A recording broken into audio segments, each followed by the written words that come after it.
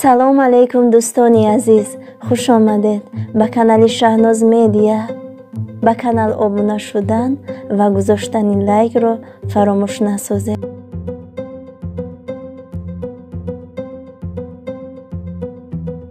дӯстони азиз, мехоҳем имрӯз дар бораи як бонуи ҳунари Туркия, дар бораи Севда ки бо ҳамин ном дар силсила филми «Касе намедонад» бароятон маълумот пешниҳод намоем.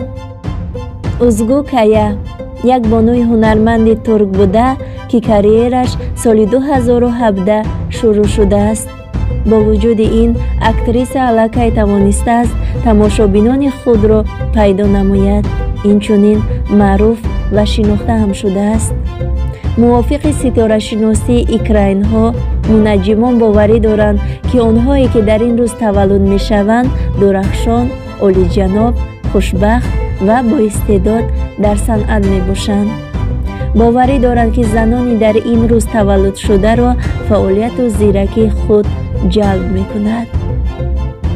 узгу Кая 17 июни соли 1996 дар шаҳри Истанбул дар оилаи суратгир ба дунё омадааст.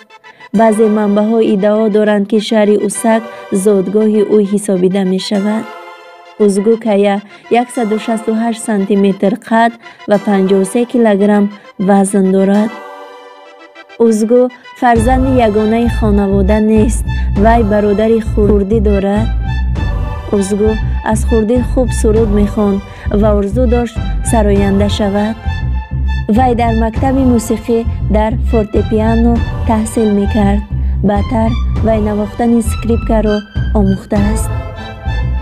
аввалан духтар мактаби миёна ва баъд мактаби олии санъати тасвириро дар зодгоҳаш хатм кардааст. вай барои такмил додани сурудхонӣ ба шуъбаи операи консерваторияи донишгоҳи Истанбул дохил шудааст. духтар ҳангоми омӯхтани курси актёрӣ дар бораи касби актёрии худ фикр мекард. муаллимон ба ӯ маслиҳат медиҳанд ки худро дар соҳаи синемо бисанҷад ва ба зудӣ вай воқеан дар намоишҳои телевизионӣ амал мекунад. 10 سال به خاطر پدرم و ما یک کار کردم. میفهمی چی است؟ بگو چی است؟ هرچی بخوایی امیاله میکنم. از ما برای همیشه دور باش. عمل میکند. узгу на танҳо сурудҳои олӣ месарояд, балки гитараро низ навохта метавонад. узгу таҳсилро дар консерватория идома медиҳад, гарчанде ки ӯ аксар вақт бинобар иштирок дар наворбардорӣ дарсҳоро тарк мекунад. духтар эътироф мекунад ки дар оянда мехоҳад мусиқии худро нависад, гарчанде ки узгу мегӯяд ки мусиқӣ муҳаббати ҳаёти ӯ мебошад. вай бисёр истеъдодҳои дигар низ дорад. дар мактаб вай ба расмкашӣ майл дошт. вай хуб рақс мекунад, зеро дар кӯдакӣ балетро меомӯхтааст. рақси дӯстдоштаи ӯ танго мебошад. актриса хело ҷавон аст, аз ин рӯ вай ҳанӯз ҳам таҷрибаи кинематографӣ надорад.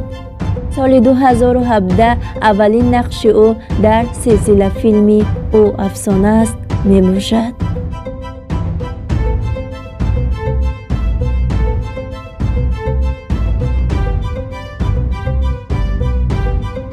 боз худи ҳамон сол узгу дар силсила филми дигар бо номи «Муҳосираи Элкут» дар бораи рӯйдодҳои ҷанги якуми ҷаҳонӣ аст нақш бозидааст. соли 2019 узгу Кая дар силсила филми «Ҳеҷ кас намедонад» ба нақши асосӣ гузошта шудааст.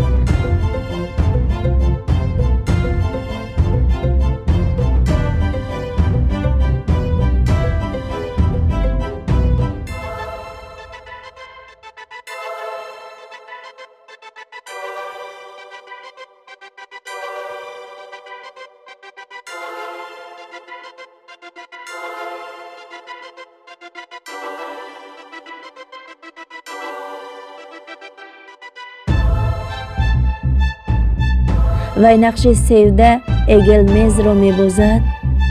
сароянда ва актёри машҳури турк Керемҷем шарики узгу дар филм гардид.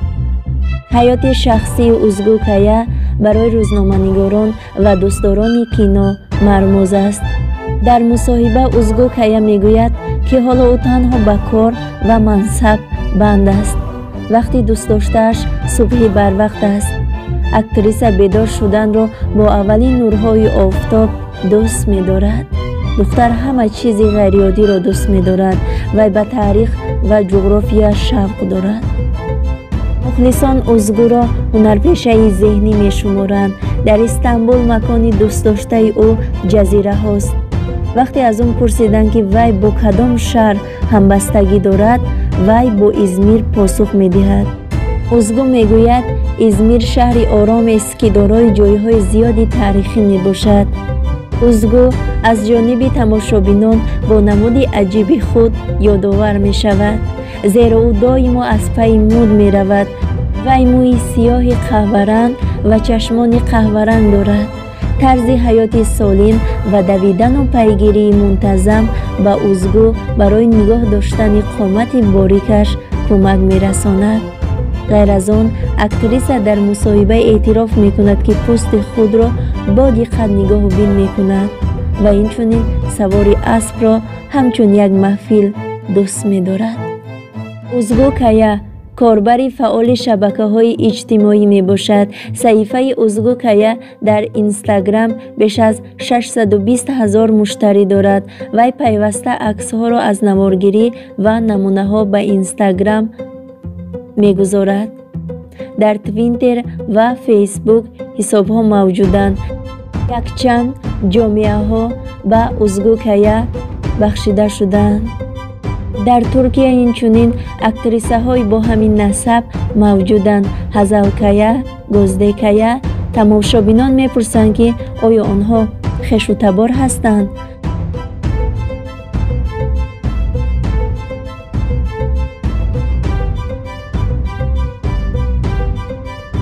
вобаста ба чунин савол ба монанди Узгу Кая ва дӯстписари ӯ эҳтимол аст, ки вай бо Керемҷем муносибат дорад.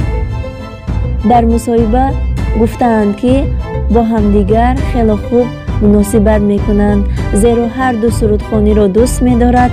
аз ин рӯ пешниҳод шуд, ки Узгу Кая ва Керемҷем мулоқот кунанд, аммо дар бораи муносибати онҳо чизе маълум нест.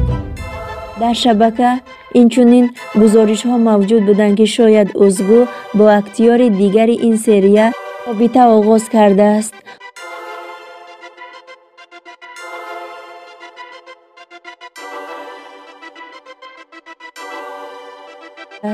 Узгу Кая ва Исмоил Эге Шашмаз якҷоя дар силсилафилми Муҳосираи Элкут бозӣ карда, дар як клипи суруд нақш офариданд.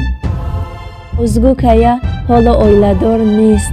вай мусиқиро хеле зиёд дӯст медорад.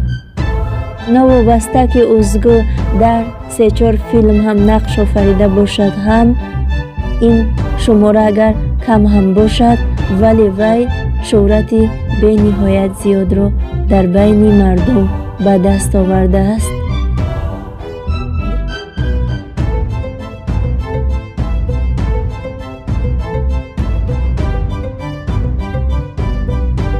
дӯстони азиз, агар мехоҳед маълумоти бештаре дар бораи ин бонуи ҳунари турк, дар бораи Узгу Кая пайдо намоед, пас дар сомонаҳои интернетӣ, дар саҳифаҳои шахсӣ ӯ обуна шавед ва аз ҳаёту фаъолияти эҷодиаш, аз ҳаёти шахсии худаш маълумот пайдо намоед.